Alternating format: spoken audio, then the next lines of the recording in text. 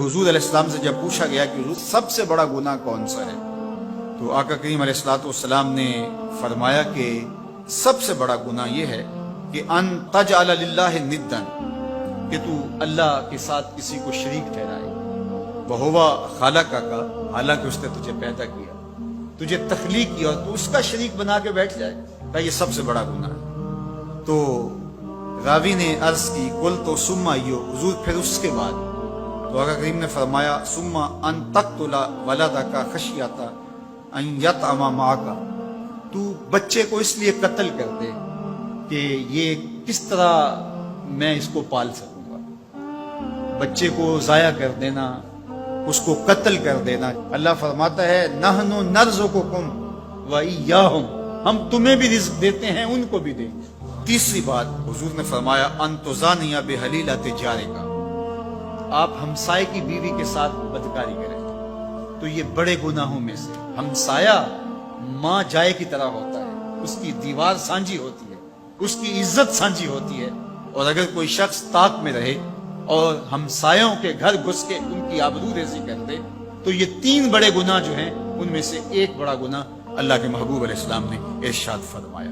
حضرت عبداللہ ابن مسعود رضی اللہ تعالی عنہ سے یہ روایت مروی ہے کہ لا احد اغیر من اللہ عز وجل، اللہ سے زیادہ کوئی غیرت مند نہیں، اللہ سب سے زیادہ غیرت مند، اور اس کی غیرت کا تقاضا یہ ہے وَلِذَلِكَ حَرَّمَ الْفَوَاحِشَ مَا ظَهَرَ مِنْهَا وَمَا بَطَنَ، کہ اس نے بے حیائی کو چاہے وہ پوشیدہ طور پہ کی جائے یا اعلانیہ طور پہ کی جائے، اس کو پسند نہیں کیا، اور اس سے اس نے منع کر دیا، لوگوں کو روک دیا، حرام قرار دے دیا، اس لیے کہ وہ خود غیرت مند ہے۔ غیرت مند مالک غیرت کا سبق دیتا ہے اپنی مخلوق کو۔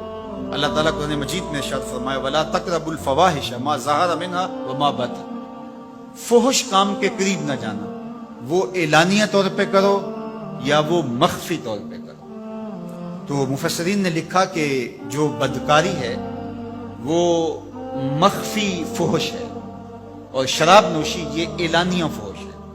شراب نوش جو ہے وہ چھپ نہیں سکتا، بدکار بعض اوقات ایک مدت کے لیے چھپ جاتا ہے، لیکن یہ بات ذہن میں رکھیے کہ جو بدکار ہے وہ دنیا کے اوپر رسوا ضرور ہوتا ہے، اس کے چہرے کا نور چھین لیا جاتا ہے، اور اس کے اوپر مصیبتیں مسلط کر دی جاتی ہیں، اور اللہ کے قہر و غضب کا شکار ہوتا ہے، اس کی دعائیں قبول نہیں ہوتی، نیک لوگوں کی دعاؤں سے اس کا حصہ نکال لیا جاتا ہے، لیکن بہرحال ایک مدت کے لیے چھپ جاتا ہے۔ لیکن شرابی اپنے جرم کو نہیں چھپا پاتا، تو کہا کہ جو مخفی جرم ہے وہ بدکاری ہے، اور جو ارشاد فرمایا قرآن نے کہ جو ظاہر جرم ہے اس سے مراد جو ہے وہ الخمر ہے، شراب ہے، اور ہر نشہ دینے والی چیز سے حرام کی حرمت آئی، کل مسکر خمر وکل خمر حرام، فرمایا ہر نشہ آور چیز شراب ہے، اور ہر شراب حرام قرار دے دی گئی۔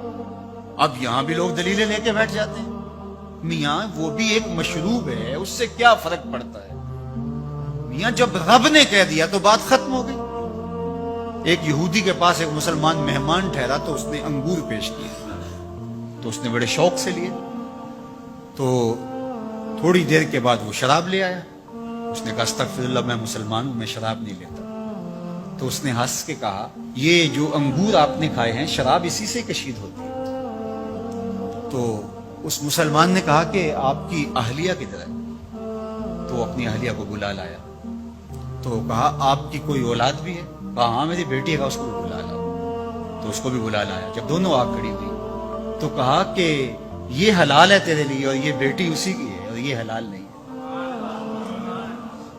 تو جب اس یہودی نے یہ بات سنی فقال اشہد ان لا الہ الا اللہ وحدہ لا شریک لہ واشہد ان محمدا عبدہ ورسولہ۔ کہا اتنی خوبصورت دلیل، اتنی خوبصورت دلیل۔ کہا انگور سے شراب نکلی ہے تو شراب حرام کیوں، انگور حلال کیوں؟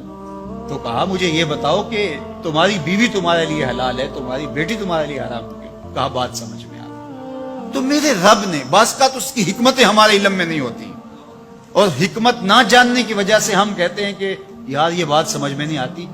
یہی تو ہمیں بتایا گیا کہ جو سمجھ میں آئے اس کو بھی ماننا ہے، جو نہیں سمجھ میں آئے اس کو بھی ماننا ہے۔ ہم جنت کو مانتے ہیں نا، دیکھا ہے، یا رب کو مانتے ہیں، دیکھا ہے، وہ سمجھ میں آتا ہے، تو دل میں تو آتا ہے، سمجھ میں نہیں آتا۔ میں جان گیا بس تیری پہچان یہی۔ ہم تو سب سے بڑی حقیقت کو بغیر دیکھے مانتے ہیں، بغیر سمجھے مانتے ہیں۔ ادراک فہم کی حدود سے ورا ہے، عقل و خرد کے دائروں سے ورا ہے، لیکن اس حقیقت کو ہم مانتے ہیں تو اس کے کہے ہوئے کو کیوں نہیں مانیں گے؟